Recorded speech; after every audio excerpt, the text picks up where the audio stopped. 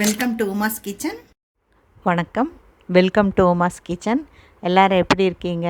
நல்லா இருப்பீங்கன்னு நினைக்கிறேன். எல்லாருக்காகவும் என்னுடைய ப்ரேயர் என்றைக்கும் இருக்கும். இன்றைக்கி என்ன பார்க்கலான்னா, வெண்டைக்காய் வச்சு ஒரு சிம்பிளாக ஒரு பொரியல் பண்ண போகிறோம். அதை தான் பார்க்கலாம் வாங்க.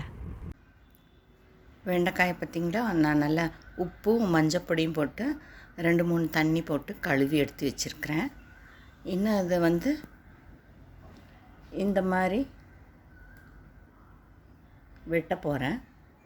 வெட்டிட்டு காமிக்கிறேன் உங்களுக்கு. அந்த மேலே அந்த மூக்கு கீழே அந்த வாலும் வெட்டிட்டு நீளமாக வெட்டிட்டு உங்களுக்கு காமிக்கிறேன். பாருங்கள், இந்த மாதிரி மூக்கும் வாழையும் வெட்டிக்கணும், நல்லா தொடச்சிக்கணும். இப்படி வெட்டிட்டு மறுபடியும் நான் எப்படி வெட்டுறேன்னு பாருங்கள். இந்த மாதிரி ஒரு வெண்டைக்காயை நான் இப்படி 4 கட் பண்ணி போட்டேன். உங்களுக்கு இந்த வெண்டைக்காயோட விதை வேண்டான்னா நீங்கள் எடுத்துக்கலாம். நான் விதையோடு போடுறேன்.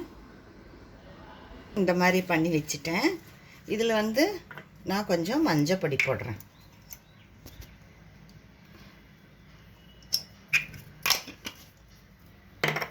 ஜீரகப்பொடி கொஞ்சம் கொஞ்சமாக போதும். அப்புறம் மிளகாத்தூள், தனி மிளகாப்பொடி, எவ்வளோ உங்களுக்கு காரம் வேணுமோ அந்த அளவுக்கு போட்டுக்கலாம். இதெல்லாம் நம்ம இஷ்டம்தான். அப்புறம் இந்த தனியாப்பொடி கொஞ்சம்,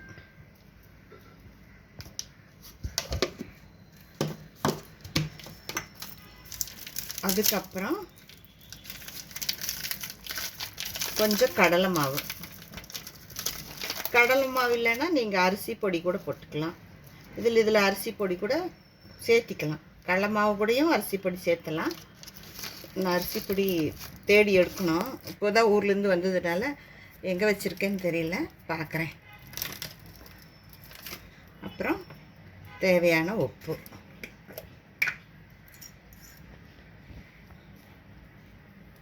உப்பு கொஞ்சம். இதில் நீங்கள் லெமன் வேணுனாலும் எலும்புச்சம்பழம் புளிஞ்சிக்கலாம். நான் இன்றைக்கி வெள்ளிக்கிழமைனுங்காட்டிக்கு புளியலை. லெமன் புளிஞ்சால் உங்களுக்கு தண்ணி தொளிக்க வேண்டாம், இல்லைன்னா லேசாக தண்ணி தொளிக்கணும். அரிசி பொடி போட்டாலும் நல்லா பைண்ட் ஆகும், மொறுமொறுப்பு கிடைக்கும். நான் கடலை மாவு போட்டிருக்கேன். ரெண்டுமே போட்டுக்கலாம். நான் இது லேசாக கொஞ்சம் தண்ணி தெளிக்க போகிறேன். அப்போ தான் ஒன்றோட ஒன்று ஒட்டுங்கிறக்காக. லெமன் புளிஞ்சிட்டா தண்ணி தொளிக்கணும்னு அவசியம் இல்லை. நல்லா கலக்கிட்டு 1 மணி நேரம் அப்படியே விட்டுருங்க. அப்போ தான் அதில் உப்பு காரமெல்லாம் நல்லா பிடிக்கும்.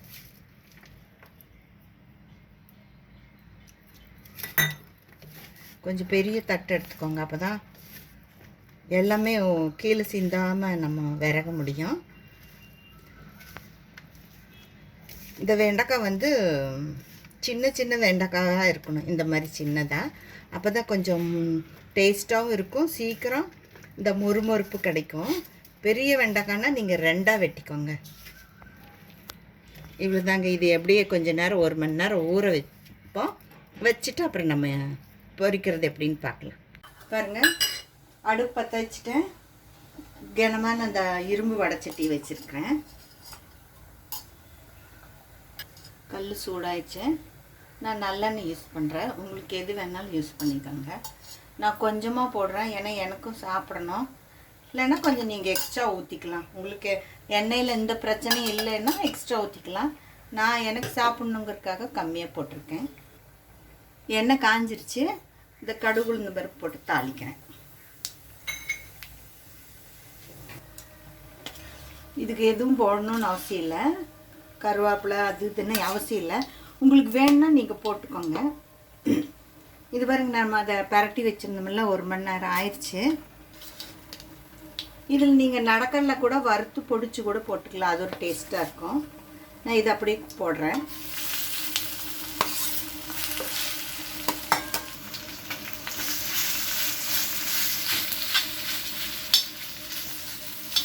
கொஞ்சம் நல்லா எண்ணெய் விட்டால் நல்லா மொறுமொறுன்னு இருக்கும்.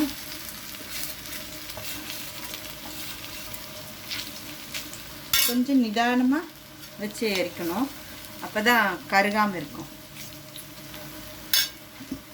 வந்து பார்க்கலாம்.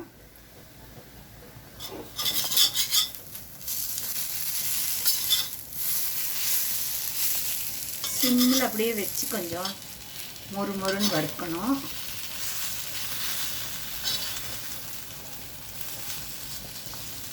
ஒரு மணி நேரம் வைக்கல, அவசரத்துக்கு அப்படி போட்டுட்டிங்கன்னா அதுவும் நல்லா வரும். இந்த மாதிரி ஒட்டிக்காது. அது நான் கொஞ்சம் உப்பு காரம் பிடிக்கட்டுன்னு வச்சேன். இல்லை அப்பப்போ கூட நம்ம போட்டு செய்யலாம். நல்லா வெந்த பிறகு நீங்கள் மூடி எடுத்துருங்க. மூடி வைக்க வைக்க நமக்கு இந்த மாதிரி பிசு பிசுன்னு தான் இருக்கும். பாருங்கள், நான் திறந்து வச்சுட்டேன். இனி மூடி வைக்க வேண்டாம். வேகறதுக்காக தான் நம்ம மூடி வைக்கிறோம். நீங்கள் உங்களுக்கு கொஞ்சம் எண்ணெய் பிரச்சனை இல்லைன்னா தாராளமாக கொஞ்சம் எண்ணெய் விட்டுக்கலாம். இன்னும் மொறுமொறுன்னு ஆகும். நான் இன்னும் எனக்கு சாப்பிட்றதுக்காக எண்ணெய் கம்மி பண்ணி வச்சுருக்கேன்.